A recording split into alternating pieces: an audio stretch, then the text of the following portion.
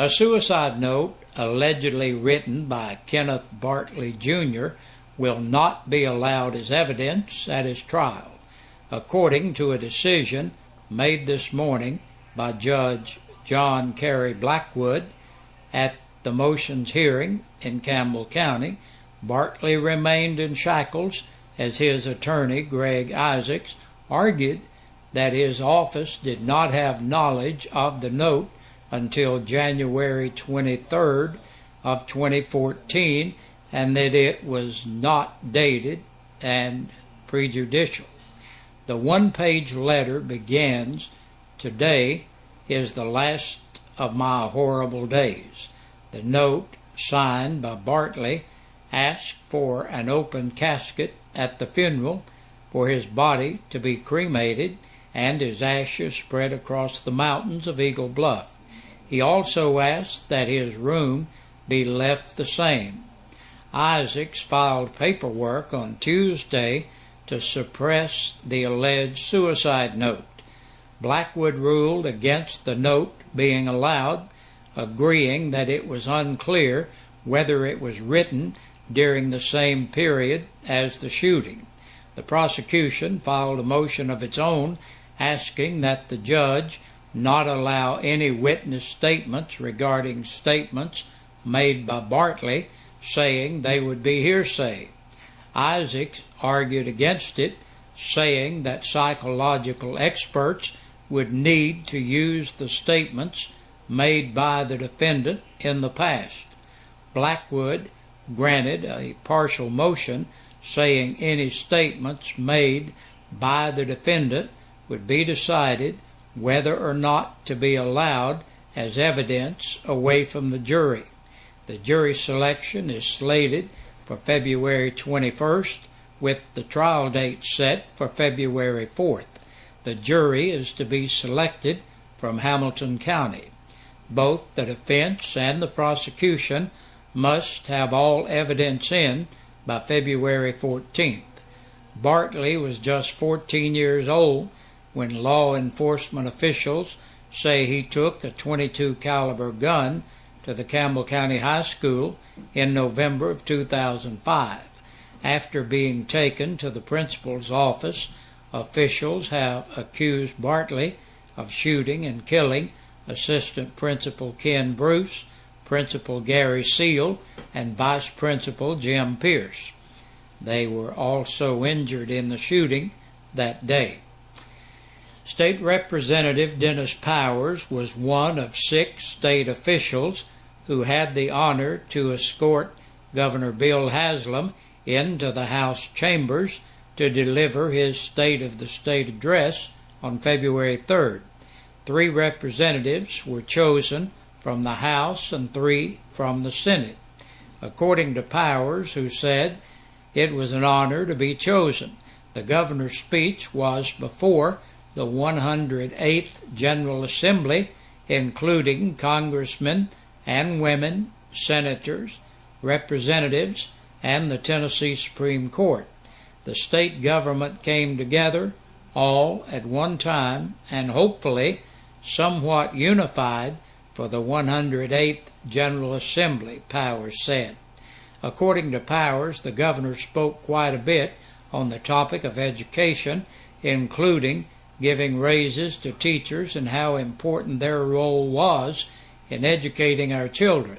Another education topic touched on was the new Tennessee Promise program, which, through private donations and lottery, anyone can get a free education at a college of applied technology or a community college.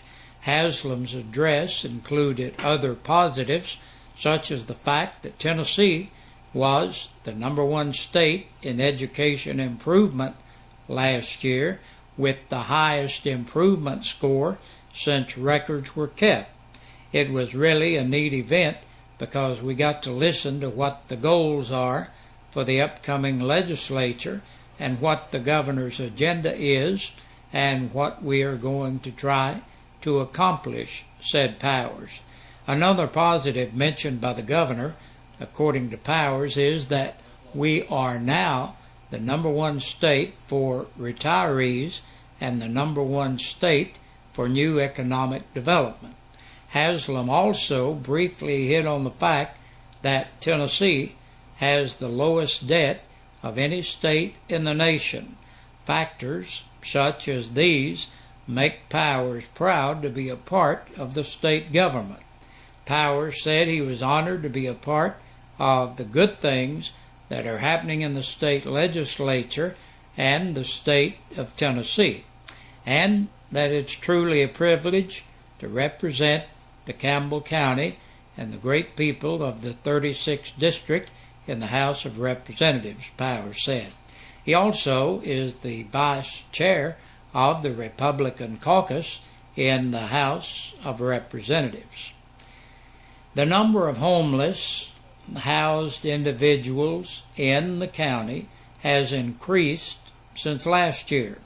According to numbers coming in from the annual point-in-time count known as PIT, even though all surveys have not been turned in yet, the total number as of February 6th was 622. That number was further broken down into 205 children and 417 adults. Last year's number was 604, according to Debbie Mikesell, point person for the point count. As surveys and numbers continue to trickle in, Mikesell said the numbers will definitely continue to rise. The pit counts have been held in Campbell County since 2009, which had an all-time number of 640. Numbers this year will likely raise that. We know we did not get everyone because of the weather. She said she also wanted to thank the 20 volunteers which scoured the far reaches of the county to conduct the count, along with school officials and healthcare agencies which provided counts of their own and survey information. More numbers will be in by the end of next week. WLAF will have a final count and follow-up story at that time. Jacksboro approved new hire and street light installation. They hired part-time office help and the installation of a street light that topped the agenda at last evening's mayor and alderman meeting in Jacksboro. The board approved hiring someone to work part-time 2 days a week in the office to fill the gaps when others are off. Also approved was the installation of a street light on Eagle Rock Road. The remainder of the meeting was taken up with the approval of repairs and purchases. We here at WLAF would like to know where you were when you saw the Beatles on the Ed Sullivan Show 50 years ago this Sunday night. Drop us a line to 1450 at 1450WLAF.com. Let us know your first name, where you're going to school in those days and such, and we'll load up our web channel here with your comments. By the way, Please Me was the first Beatles song that played on WLAF back in December of 1963. And here's another 50 years ago story. G.I. Joe turns 50 this month. Just before the start of the Vietnam War, toy maker Hasbro introduced the popular military dressed figure. The then company's head of research and development, Don Levin, said he wanted to honor veterans. Most every boy of that era had one of the Joes. G.I. was elected into the Toy Hall of Fame in 2004. And that's a look at our news. We'll be right back with a press release for you coming up.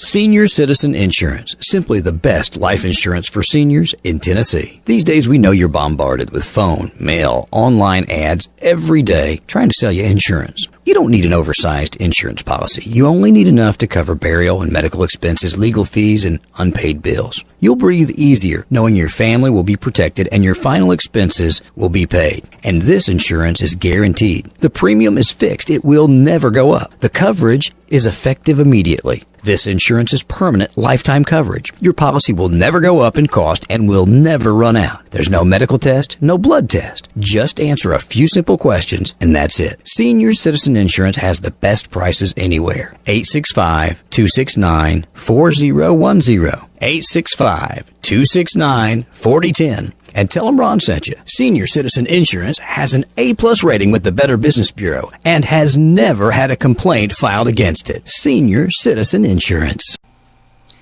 And we'll take a look at the press release from the Campbell County Sheriff's Department. 7 people have been booked into the jail in the past 24 hours.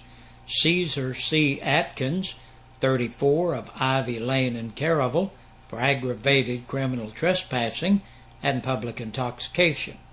27-year-old Darrell Van Frazier of Alley Lane in Jacksboro for violation of probation and on a capious bench warrant. Eddie Joe Hamblin, 26, of Newcomb for public intoxication. 32-year-old Bradley Dwayne Lawson of School Road in Jacksboro on an attachment for child support. Angie Marie Letner, 33, of Mountain View Road in Caravel for forgery and theft of property under $500. 33-year-old Travis Lynn Paul of East Beach Street, La Follette, an attachment for child support. And last today, Leroy Allen York, age 50, of Springview Drive, La Follette, for public intoxication. And that's a look at the news. Thank you for joining us. Have a good night tonight. Have a good weekend. And we'll look for you back here again on Monday. We sing happy birthday to you, and may all your dreams come true. Happy, happy birthday. Oh, this is your birthday song. Oh, Celebration all night long. May all you... Hey, Big Josh with you on this Friday evening looking at our birthdays and anniversaries. Our Birthday and Anniversary Club is brought to you by your friends here at WLAF and Eastside Pizza and Deli. They're located in the Food Lion Center. You need to stop by and try some of that fabulous food and tell them you heard about them right here at WLAF. Today's birthdays, Ernest Ward is 79. Happy birthday to you, sir. And Samantha Moore is 79. Happy birthday to you, Mrs. Moore. And Cindy Hill is celebrating today. Happy birthday to you, Cindy. Yesterday, Johnny Burge celebrated. Happy belated birthday to you, Johnny. And today's anniversary, Bobby and Connie Jones. They celebrate 21 years today. Happy anniversary, Connie and Bobby. Now, if you're celebrating your birthday or your anniversary, and for some reason we don't have your name in here, you need to go ahead, if you can, and send that in. Even if it's late, we'll still put it on the list, and maybe you'll be qualified for next week's drawing.